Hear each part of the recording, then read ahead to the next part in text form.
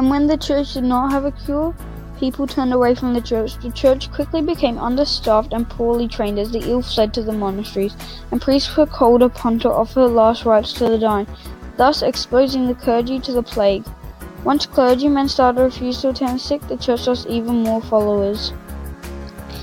The government was likewise not protected from the reaches of the Black Death. The Black Death caused government officials and political figures to die, just like the peasants. As more politicians died, the government lost stability and was helpless. There was no known way of stopping the disease, although refusal to allow infected ships into the harbours and efforts to reduce immigration across borders was attempted by some governments across Europe.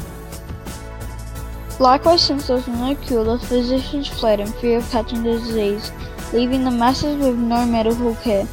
Europe was ripe for invasion, and indeed foreign soldiers stepped in and conquered Europe. At the height of the plague, France and England were enmeshed in battle, which would become known as the 100-Year War. The Black Plague dramatically impacted upon arts and culture as people became preoccupied with survival and were weakened by disease, famine, and war. With time, literature and painting became again important as both a record of history and the human experience of the plague. Gothic themes and morbid images became more popular than some examples of art that emerged after the plague are shown below. The Black Death heavily affected the social hierarchy at the time. The social hierarchy was like a pyramid with King Edward III and Pope Clement IV on the top, making its way down to the lords, then the knights, and finally the peasants. However, after the Black Death, the church had lost power, as previously stated, which caused people to turn away from Christianity and to believe in other religions. The Pope was powerless. New sects emerged, such as the Flanagans, who would attack and blame the Jews.